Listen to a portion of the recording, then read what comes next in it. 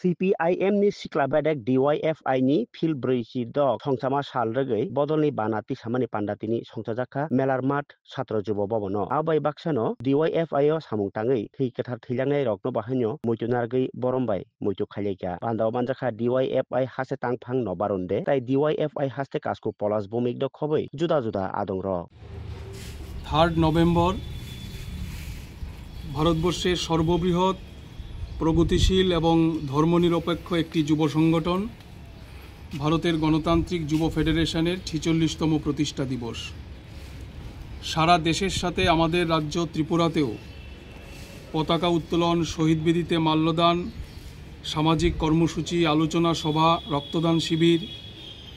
নানান কর্মসূচির মধ্য দিয়ে এই দিনটি আমরা প্রতিপালন করছি। এবারের প্রতিষ্ঠা দিবস আমাদের কাছে বিশেষভাবে তাৎপর্যপূর্ণ এই কারণে, পরাধীন ভারতবর্ষে ব্রিটিশ সাম্রাজ্যবাদের বিরুদ্ধে লড়াইকে বেগবান করতে বিপ্লবী ভগৎ সিং তার নেতৃত্বে 1926 সালের মার্চ মাসে সংগঠিতভাবে নওজোয়ান ভারত সভা নামে একটি সংগঠন তৈরি করা হয়েছিল। আমরা ডিওয়াইএফআই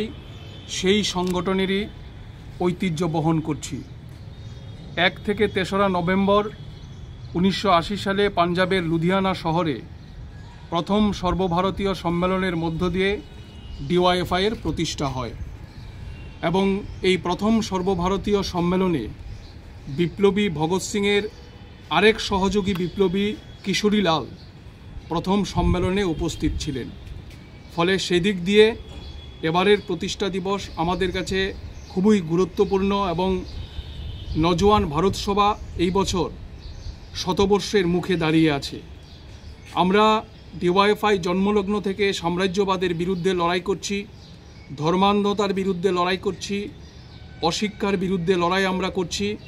এবং প্রগতিশীল ভাবনায় আমাদের দেশের যুবদের পরিচালিত করবার জন্যে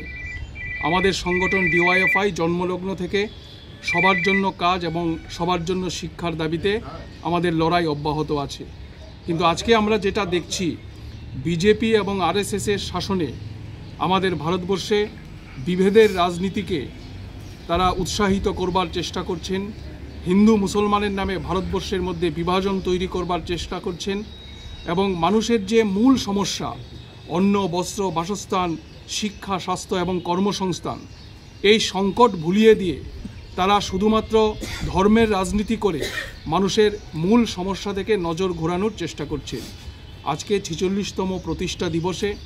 আমরা ডিওয়াইএফআই এর শত শত যুবক, হাজার হাজার লাখ লাখ যুবক আমরা শপথ গ্রহণ করতে চাই আগামী দিনে